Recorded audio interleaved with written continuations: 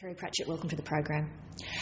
I read that one of your British fans drove for a day to go to one of your book signings, and then he stood in the freezing rain for 6 hours, and he said afterwards that it was worth it to see you because you're an incredible writer and an incredibly nice man. Do compliments get any better than that? Oh yeah, I get kissed by the ladies, which is I think that's better than that, to tell you the truth. Yeah. After a while, you just learn to smile and have a beer and all the rest of it. You get very embarrassed, for heaven's sake, because when you go home, you're just your wife's husband, and you've got to go and clean out the cat box. It must be such a nice privilege, though, to have a job where people want to tell you how much they appreciate you. It's not like if you're a lift maintenance guy and, this looks... Well, I always tell the lift maintenance guy that I'm really pleased that we actually got to the bottom in one piece. I had to go and find, it's down normally in the basement somewhere, screwing things together. But yeah, I understand what you mean, but it becomes just part of the job. And there is a dark side, because you do a lot of things for the fans, because, I suppose you want to maintain that image, and you don't want them to find out what a terrible old curmudgeon you are, really. Does it get difficult, though, I presume you must have the same conversation over and over again at book signings? Yeah, but that makes it fairly easy for me, because you can let the brain go on at half speed, because you know how to go all the way to the end of this sentence. You accommodate. That's how it goes. Why do you think your fans are so particularly dedicated? Because I'm an extremely good and knowledgeable writer with an almost perfect understanding of the commonality of mankind. Well, that's obvious. It's true. When I finish a book, if I've particularly loved it, I often miss the characters. Do you, as a writer, miss your characters? Have you read my books? Mm-hmm. I've read some of them, not all of them. I mean, you've actually gone and read some of my books. And you're a journalist. I must admit that when I was in my early 20s, a young man that I was good friends with was a very big fan and insisted that I read some of the Discworld books. I hope you didn't go any further with him. I couldn't possibly say on national television. I don't know. I mean,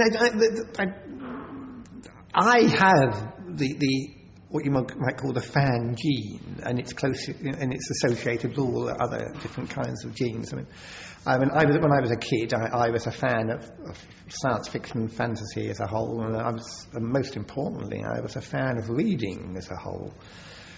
And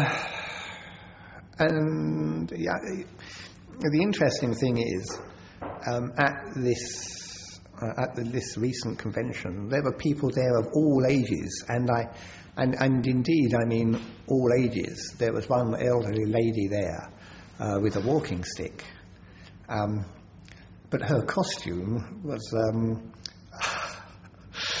out of Conan the Barbarian, and on the walking stick was a skull.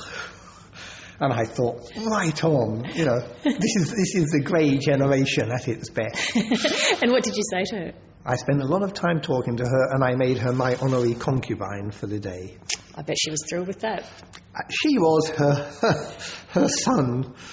She burst out laughing hilariously, and then her son looked a bit puzzled because he didn't know how old people have their little jokes. Your book sales are in the millions. You have millions of fans. I've mentioned how zealous they are. But you've recently become known beyond the fans of your books because you've gone public to discuss the fact that you have a rare form of Alzheimer's disease, and you've become an advocate for the right to assisted death. What made you decide to do that? When I was sitting there thinking about the Alzheimer's, and I thought, well, what I'd like is, let's hang out and do the best we can.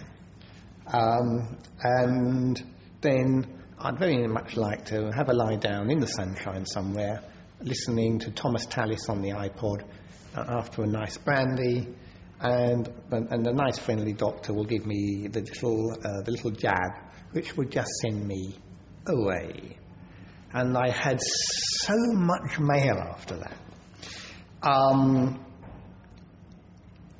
And as a result, I did the Dimbleby lecture, which you may have heard about, and again I talked about it, and again the mail came in. Most of it, by far the most of it, was from people who agreed and said, yes, that's exactly right, that's what we want. Why, if you're old and lame and you can't be cured and the disease is getting worse every day, are you expected to grin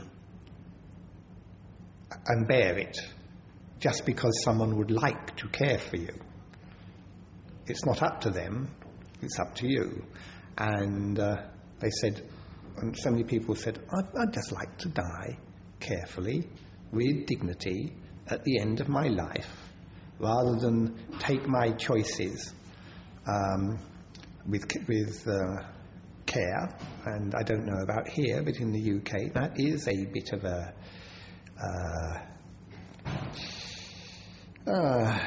gamble. And legally, you mean? No, I mean that, for example, in Northern Ireland recently, a woman has just been a carer for a very elderly Alzheimer's patient.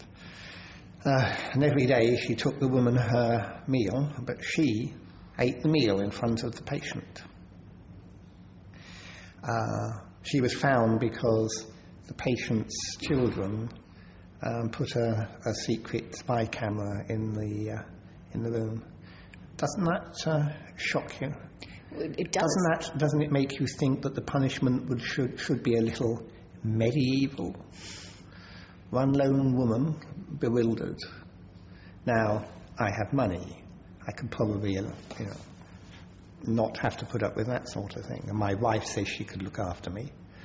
But my wife is the same age as me, and she doesn't really understand how Alzheimer's progresses.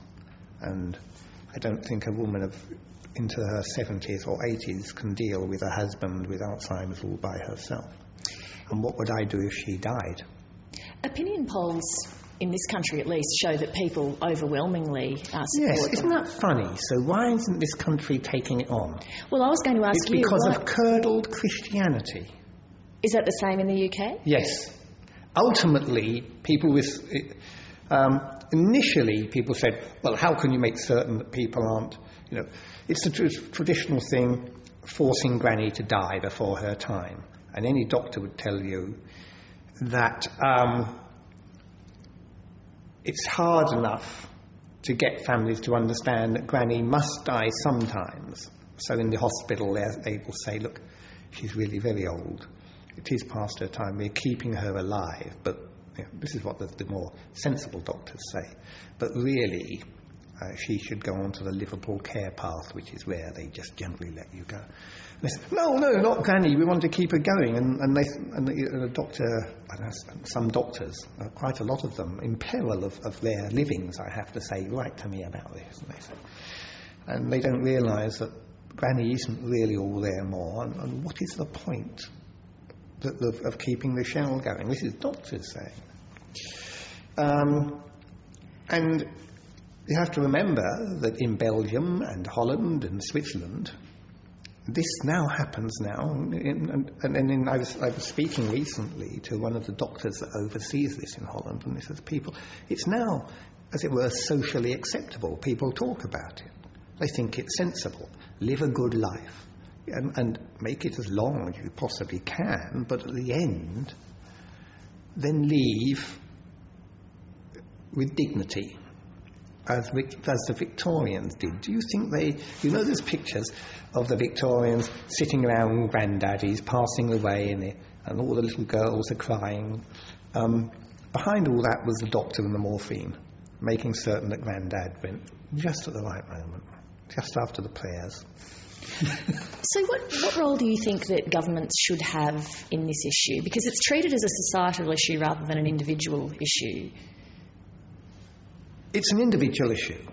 It should be. And the fact that one person has an assisted death does not mean that anyone else, by any means, should have one. I'm absolutely clear on this, and so is everybody else that does it. If you go to Switzerland, for example, where they do allow foreigners to die, which I think shames everybody involved, the person who wants to die has to make it very clear over a period of days to a doctor that this is what they want to do. And the reasons for wanting to die are set out, because they're not all that keen on letting someone die just because they really feel like it. It really has to be, you have to be possessed of a bad disease. But what happens is, I think some of the Christian majority these days put a spoke in the wheel. And they say that God, they say, what about the sanctity of human life? And I say, what about the dignity of human life? All animals die. Humans can die with dignity. In your case, with your Alzheimer's disease, what effect is it having on you so far? Because people watching this interview will be thinking, he's talking very well, he's completely lucid, I can't see anything wrong.